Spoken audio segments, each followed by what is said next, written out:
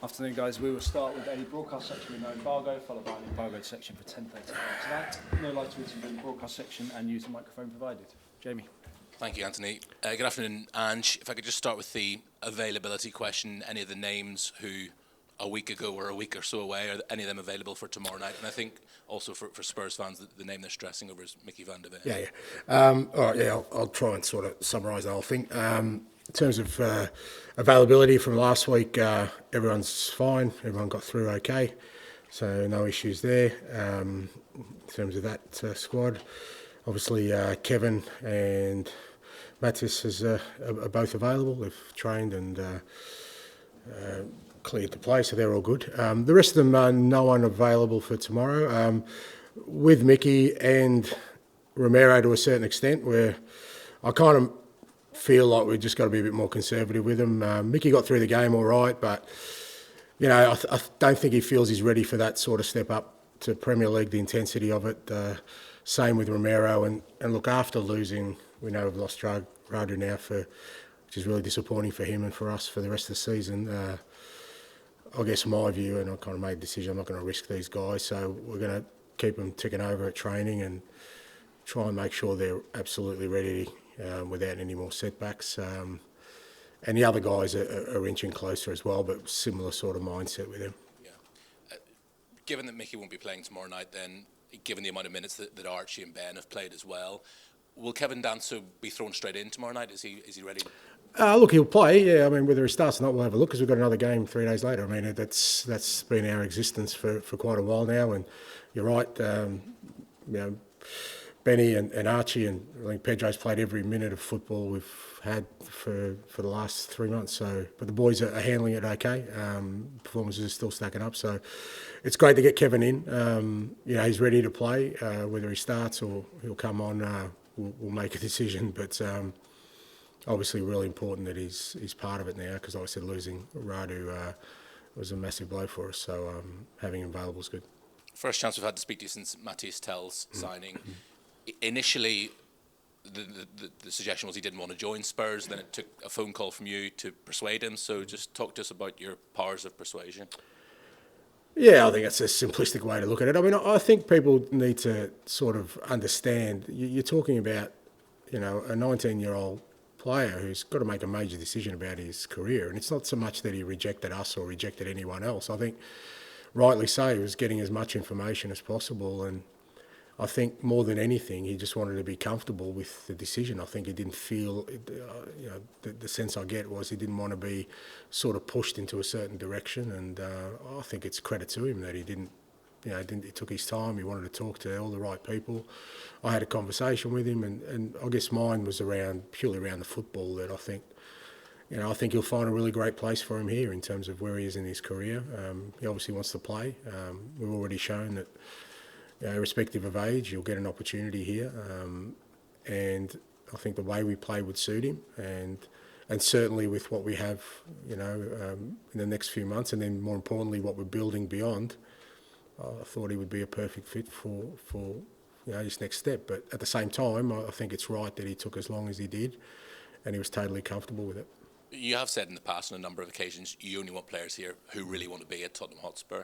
So are you 100% convinced that he is sold on this? 100%, yeah, more than 100%. Because, like I said, because he took so much time and was so diligent about finding out everything, when he made the decision that it's us, and he obviously had options, that sort of gave me even more sort of confidence that we're getting the right kind of mentality, the right kind of play. He's very ambitious. He really, he's got a great deal of self-belief and self-confidence. He feels like he can, reach the very top of the game, and he's chosen us, which is, I think, a great vindication for what we're doing.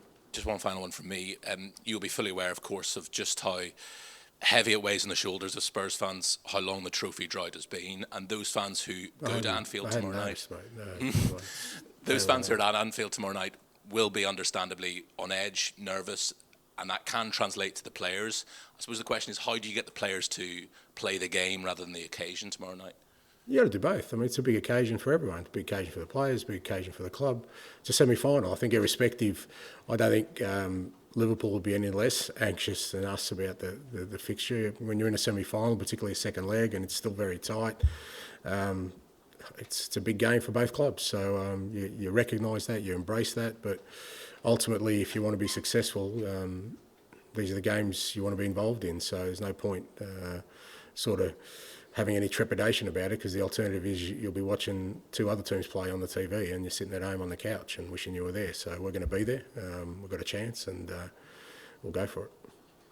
Hi Ange, I think you'd be very happy with the transfer window you just had, but last time I saw you sort of mentioned that maybe you would have liked to have another defender. Do you feel maybe a little bit short in that area, and that's probably maybe the one thing? Yeah, well, no, I don't think so. To a certain extent, I think, obviously, like I said, losing Rado was a massive blow, because he's been really good for us through a difficult time. He's played every game. He's still only 22 as a centre back, and I thought and us getting Kevin in would have been a great solution for us, because with him and sort of Radu and Ben, and with the other guys coming back, but obviously losing Radu, kind of, then puts you in a position, well, do we sign somebody else? Knowing that we still have got, some significant ins to come over the next few weeks, including Destiny, Romero, Mickey, all these guys. Again, it had to be the right fit, and I didn't think there was a right fit out there for us, to be honest. So I think bringing in 3 players in January is probably the maximum you need to do. And I think if it wasn't for our sort of injury situation, it may have been one less than that. But I think to do 3, and I think all 3 I'm really happy with in terms of the kind of players they are, the kind of people they are, the fit they have with our football. I think it's been a positive window. And in the last few weeks, there's been a lot of talk about maybe, you trying to bring everything together, bring the fans, the club, everyone together as sort of, a unifying force. Do you feel like this transfer window maybe shows that, inside this building, that everyone's unified and they're behind you and giving you what you need really to get through this difficult period? Oh, no, I think I've said that before. I haven't felt that it hasn't been. I felt, like I said, I feel all along that everyone within the football club is certainly very supportive of what we're doing and what we're trying to achieve and sort of direction we're on. So that hasn't changed. Look, it wasn't an easy window for us, but I think it was an easy window for anyone. I don't think any club sort of, well, maybe a couple have come out thinking, okay, we've got everything we wanted done, but there'd be a lot of clubs who, because it was tricky. I mentioned at the start of it, Europe's complicated it with the new European format. There's all sorts of challenges. A lot of us were looking for similar types of players, in the market for attacking players or centre backs. So it was a tricky market. Ideally, we would want to bring somebody in earlier, but we got what we needed to get done, and now that gives us sort of a platform to push on. I know Tony was a long-term target, but can you sort of reassure us that these signings, the 2 that you brought in, are not just for now because you're sort of reactive, but they're actually sort of players you'd want longer term and that can, be perfect? I don't think we'd be signing 21-year-olds and 19-year-olds reactively. I mean, just by their nature, you'd suggest, well, if it was reactively, I'd be signing 35-year-olds.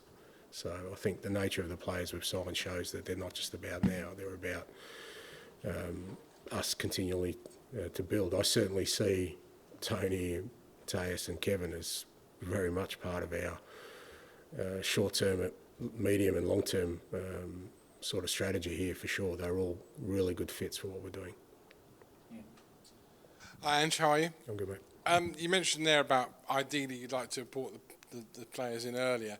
Is there a frustration with you that you went the whole month and struggled through the whole month needing players, and you got them in right at the end when maybe these could have been done a little bit earlier like Kinski was?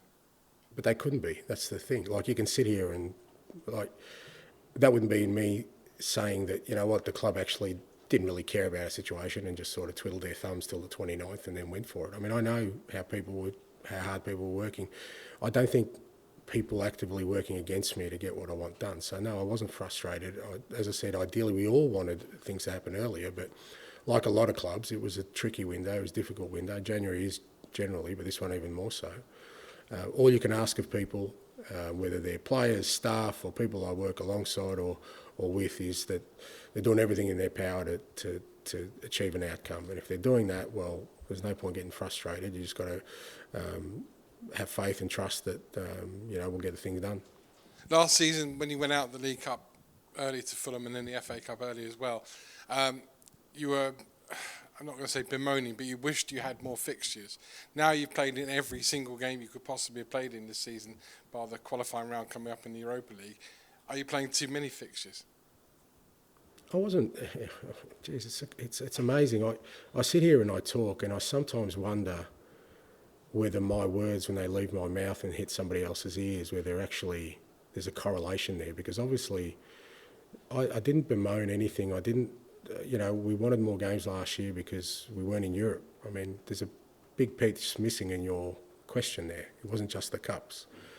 We've had already 8 European games that we didn't have last year. So, by its nature, of course, we've done well in the Cups, which is great, fantastic for us, but it has added to our fixture schedule. And like other clubs in our situation, which there aren't many, there's only a couple, if you've got injuries, that hampers you. So didn't bemoan last year, and I'm not saying too much this year. It's our situation, obviously, with our injury situation. It's made it a hell of a lot more challenging, but it is what it is. What it does mean is that we're still in 4 competitions at the moment, and I can only see that as a positive for us.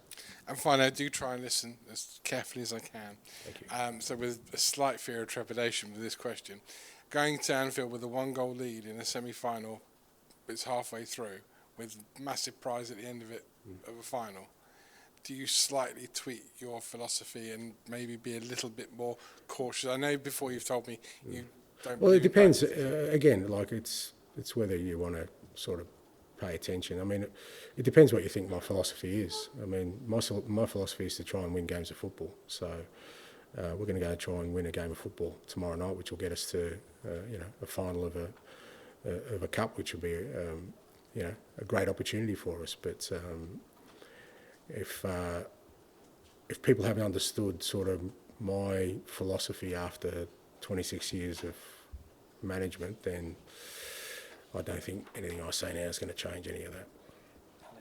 Hi, Ange. Just want to check on Mickey. Is it a fitness thing at this point, or is there any discomfort there still? It's a bit of everything. He doesn't feel like he got through the game no problem, but we had a look at the sort of figures towards the physical, and it really wasn't more like he does a lot more training, and he got through it okay. But Premier League's a whole different beast, and I just, after losing Radu, I kind of sat down and thought about what we've got ahead of us still. Look, don't get me wrong, we've got a couple of massive games this week for sure. But we've also afforded ourselves a couple of weeks, hopefully, without midweek fixtures. And beyond that, Europe kicks in, which is massive for us. Hopefully we're in a final of a Carabao Cup. Hopefully we're still in the FA Cup. I just don't see the sense right now in risking that. Having Kevin in is a massive bonus for us. So no, he's not, and he hasn't re-injured the injury or anything like that. It's just that I just feel we need to get more into him. I think he feels he needs to get more into him. Same with Romero. So it'll just be a wait and see approach. And with Matisse TEL, there's some kind of talk back in Germany that maybe he wants to be more of a central striker going forward. Where do you envisage playing him the most in your system? Oh, mate, Archie wanted to be a central midfielder, so who knows where Matisse will end up. Look, he's got the attributes to play, I think, as a 9 for sure, but he's played wide really successfully as well. That's the beauty of him coming into us. At the moment, we're going to need him probably in all those areas because it's fair to say, as much as we've got issues at the back, probably got bigger issues in the front third at the moment. We're missing 3 wingers at our striker. I get people are still dismissing the fact that tomorrow night we're still going to have 9, maybe 10 first-team players out of our starting lineup. So having Matisse who can play, both wide and central, Richie's doing a great for us at the moment. But again, he's coming off not playing for a while, and we've got to be really careful with him. Sonny's playing all the time. We've got Mikey as a 17-year-old. We've got Decky who can play in there. So having him who can play either side, I reckon in the short term, till we get some numbers back, I think he'll fill all 3 roles. I just want to ask you quickly about Europa League squad, your decisions coming up for that. obviously too many players to fit in. You can make 3 changes. Have you decided yet? I'm waiting for your article first, mate, and then once you've analysed it and assessed it, then I'll have a deep dive and try and come out with an outcome that sort of satisfies everyone. What we do know is we can make 3 changes. Obviously, Radu's going to be a logical one there, and the rest I think we've got a bit of time, and a lot of it will depend sort of between now and then on kind of who we can sort of get back, and hopefully we keep everyone healthy, and then we'll make our decisions. George, please, at the back. Cheers. Hi, Ange. I appreciate this is probably more a question for Johan or maybe Daniel, but in terms of Kevin Danso, he obviously wasn't involved in the European competition, and it feels like if you could have brought him in earlier, it would have made a difference, maybe against Everton or Leicester. Was there a reason why he couldn't come in until a few days before? It's a process you need to go through. There are certain other things at play for us and for Kevin, to be honest. And as much as you try and sort of understand the pressing need, with all these things, there has to be agreement on 3 parties. We're not just the only ones involved. So for those 3 to get aligned and to happen really quickly, it's rare. I mean, I think we got sort of lucky with Tony because it was their off season and kind of we could work really quickly there. But most of the other deals sort of got done in the last week. Look, it would have been great to get in Kevin earlier, but I'm really pleased to get him in. He's a great guy already. He's kind of endeared himself to the group in terms of the kind of person he is. And,